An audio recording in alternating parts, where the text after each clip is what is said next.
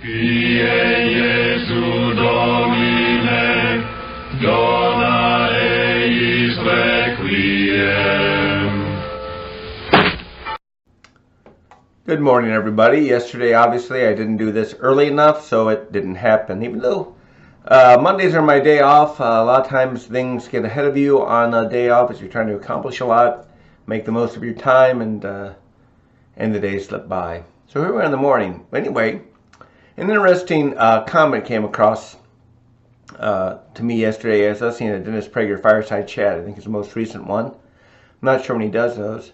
But he made a comment about following your heart being really bad advice. You know, stick to your principles. And I think when people say follow your heart, you have to kind of distinguish two times when you should follow your heart and when you should not follow your heart. I think when you're trying to figure out what's your purpose in life, your vocation, what I ought to do with my life, following your heart is a good thing. What fuels your passion? What do you think God has really called you to do? And that's, you know, kind of a multifaceted vocation. Are you called to be married? Are you called to be single? Are you called to be celibate? Are you called to be a religious? And what gifts has God given you that bring you a high degree of satisfaction and gratitude for what you do day in and day out? I think in those moments, following your heart is good, because I would say knowing yourself would be essential in that part.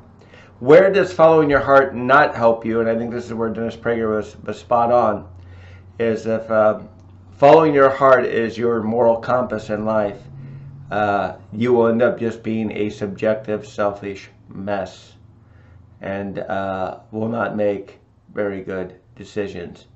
Because in the moral realm, and the how I ought to live, in the vocation God has led me to, following your heart is the fuel. It's not the engine.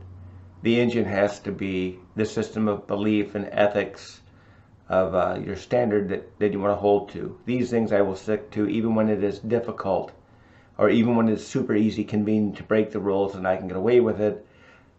I'm not, because these are the principles that I want to order my life by. In that case, you don't want to follow your heart.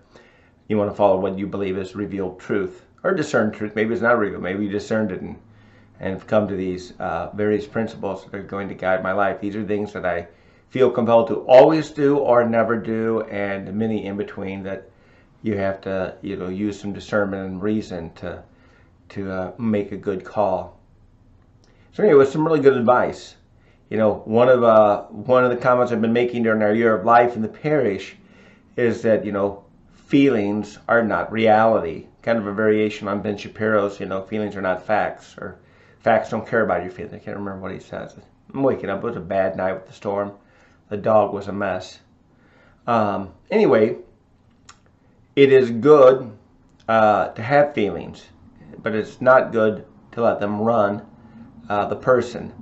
And unfortunately, that's probably what many people on the left do.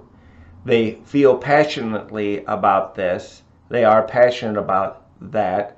They feel confirmed and righteous, and yet it can be completely unhinged from reality. Like the guy over in England, Nigel, who was doing the breakfast party. Somebody got arrested for throwing a milkshake on him. And they didn't consider throwing a milkshake on him a physical assault. No, it's not going to hurt you much, but it is an assault on your person. They honestly thought that his words were much more hurtful than their action. That's how disconnected many people become on the left, because of generational brainwashing. God, it's no longer sticks and stones may break my bones, but your words will never hurt me. Now, your words hurt me more than a brick upside the head. Yeah, how does somebody get there? You don't get there through logic. You get there through, you know, these subjective, selfish feelings that you decide to let rule your life. And we want to be emancipated from that, because here's the sad thing about letting feelings run your life. You are not a free person. You are a person very subject to manipulation, and very subject to a lot of sorrow and unhappiness in life, because your feelings will not help you make the good decisions that satisfy. They are a short-term thing. I said fuel. Because boy, we want feelings when we need perseverance, but most of the time, feelings need to be put in their proper place. So anyway, have a good morning and more caffeine.